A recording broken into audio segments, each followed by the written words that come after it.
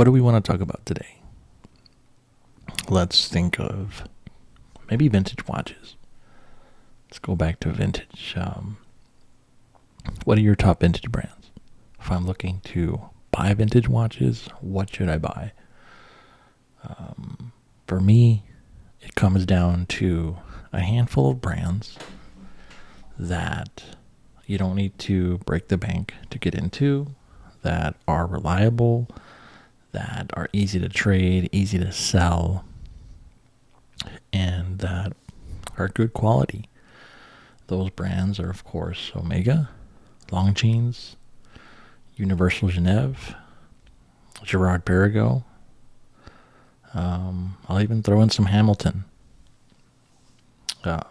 Definitely all of those brands have different price points when it comes to vintage watches. You can go low, you can go high, you can meet somewhere in the middle, just depending on the model, depending on the condition, depending on the originality. And of course, making sure you're buying from somebody that you feel confident.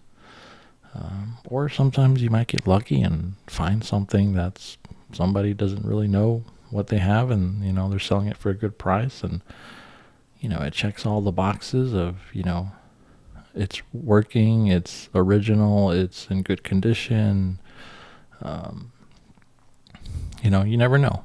I think those surprises are fewer and fewer these days, but there's still some gems out there that are waiting to be found at good prices, but it's becoming a lot harder to do, honestly.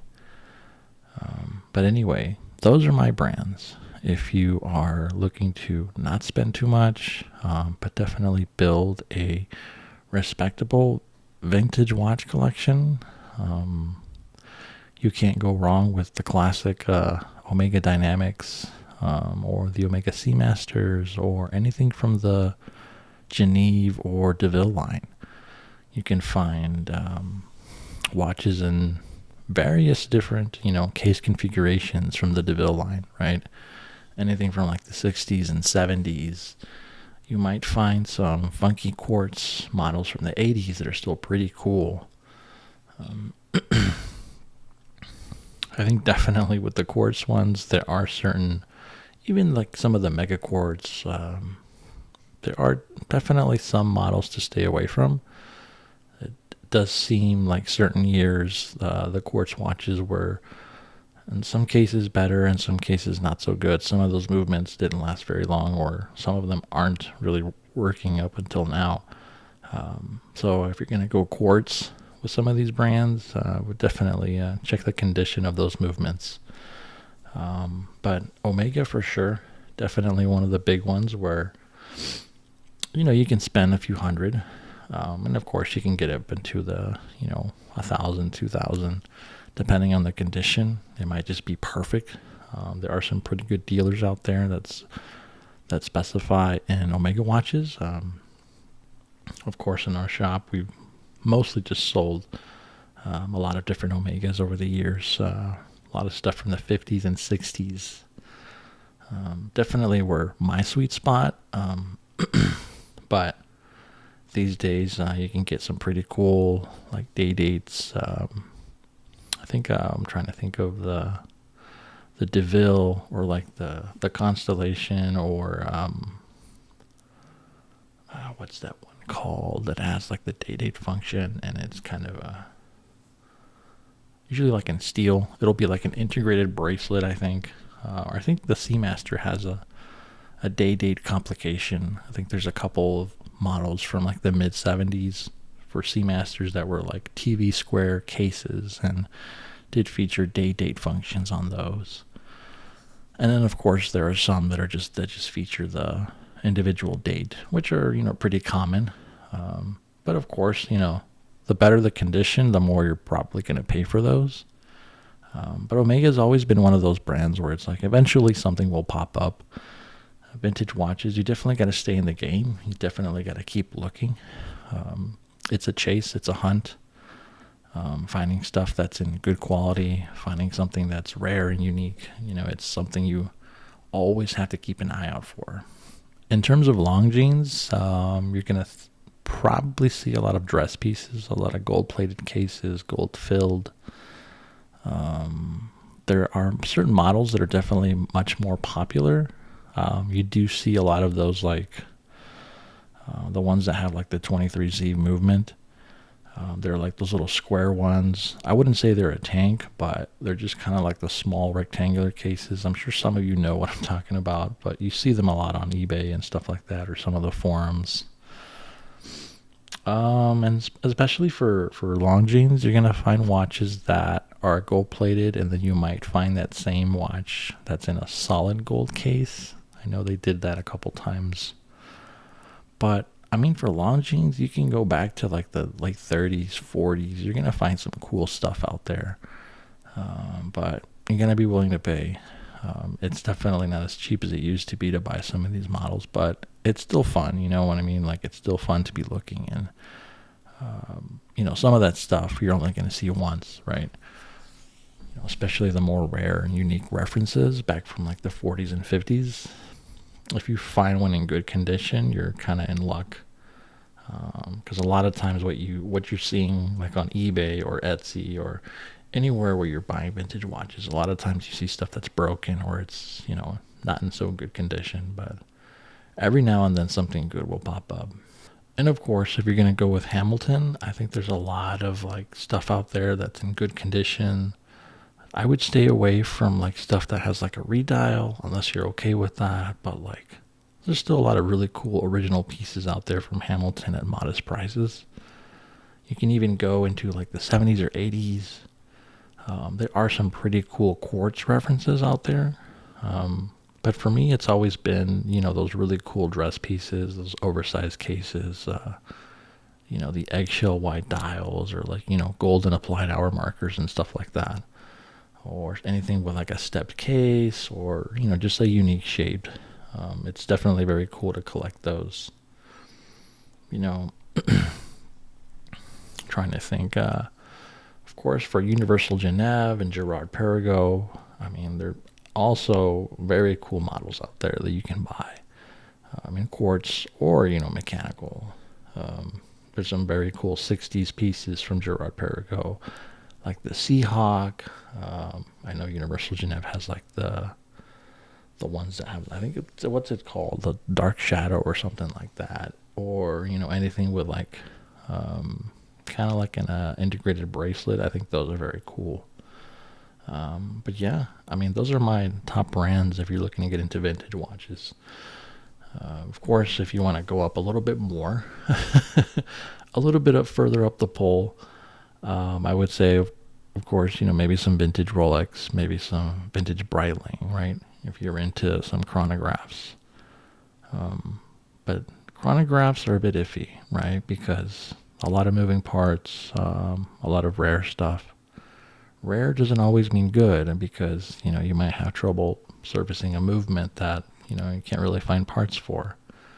But if you want to go the Rolex route, I think you should be able to find pretty good prices for like those like 70s or 80s Datejusts or Air Kings, or what is it, the oyster date, right? The baby brother of the Datejust, the oyster date. You can probably find some modest price pieces. Of course, when it comes to like the Datejust and the oyster date, I think the more rare stuff, the more, I guess you could say, colorful it is, the more it's going to cost. A lot of the lower, cheaper stuff is going to be like silver dials or white dials, stuff that's like pretty common, stuff that, it's pretty, I guess you could say, a little bit boring, unless if it has some character to it. But yeah, if you're looking for like a marble dial or something with like a tapestry dial, or something like that, or even just like a blue dial, it's going to be a little bit more than a silver or a steel. And of course, two-tone is going to cost you a little bit more. But, if that's your thing, why not? Go for it. So what else are we thinking about today? It is actually 1:47 a.m. I'm here recording this. I have a movie playing in the background. I think it's an old Matt Damon movie where he's a young lawyer buried in work, and I think there's some conspiracy. It kind of reminds me of that Tom Cruise one, but I don't think this one's as cool as that one. But anyway, what are we thinking of today? What are we feeling as we go into the end of July? If you can believe how quickly we've gone through 2025, it is racing by. What is everybody feeling? What is everybody thinking? How is everybody enjoying the late summer? I know here we're getting some rain. I know schools are starting back up, which means a little bit more traffic in the morning and the afternoon. How's everybody feeling? How's everybody's mental health doing? I know that's something we don't check in with enough with each other. I know for some of us that just means buying more watches, right? That's always the cure. Buy another watch. Buy another Seiko GMT. Why not, right? But anyway, yeah. Let's try to check in with each other. Check in with your friends. Family members. Ask each other how we're doing. Sometimes that little bit helps. Ask one of your guys, hey, what are you wearing today? You know what I mean? Just try to cheer each other up. Start conversation, keep each other talking, keep each other engaged. Especially in this hobby, it can be a bit lonely sometimes. When you feel like you're the only one wearing a cool watch, or something that's not an iWatch, or anything like that shows you who's calling you on your phone and stuff like that. But yeah, what has everybody been feeling? What have you been buying? I think for me, I haven't really been buying a lot of vintage stuff. I've really just been kind of cruising, enjoying what I've been wearing, and doing some trading, selling here and there. Unloaded a whole bunch of stuff that I had over the last couple months. Just really slimming down, seeing what I feel like buying next. But honestly, I'm keeping an eye out for trying to think. I've been in the mood for like one of those Concorde, like the Concorde C1s that were cool in like the mid 2000s. Kind of in the mood for one of those. Been peeking at I'm trying to not Universal Geneva, but I did buy a Universal Geneva a couple weeks ago, so it's a pretty cool little piece.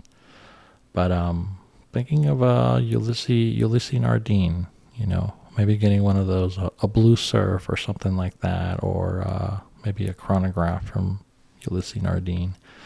One of the older pieces, not the super new stuff. I'm a fan of the really cool blue wave dials and stuff like that, with the really cool bezel, rotating bezel and all that. Keeping an eye out for something like that. But yeah, back to it. It's interesting when we think of just checking in with each other and asking each other how we're doing. I think in the watch community, we are a very special group, a very specific group, right? I think definitely let's keep each other in communication. I think for me, doing business in the watch community for so many years, I think sometimes we forget to just, say, hey, check in with people. Not to sell them a watch, but just, ask them how it's going, where they are. Because, when you do business with people all over the world, you meet people with, different lifestyles, or, they live in, pretty unique areas of the world, or, just checking in with folks, asking them how they're doing, how's it going. I think it's important, especially this day and age, with everything going on in the world. I think it's, if we can use our watch obsession to bring each other together and stay positive, I say why not. But anyway, I know it's really late. It's almost 2 a.m. here. But here we are talking about stuff, kind of branching out a little bit, but, it is what it is. But anyway, we'll probably have to keep it short here. It is getting a bit late, but, I know you guys are listening no matter what, which I appreciate tremendously, so thank you. But yeah, you can put down in the comments, what watches you planning to buy. What are you wearing the most this summer? What do you want to wear into the fall, into the winter? Anything like that. So anyway, I will keep it short with you guys, and I'll catch you guys on the next one. We'll see what we bring up. Thank you.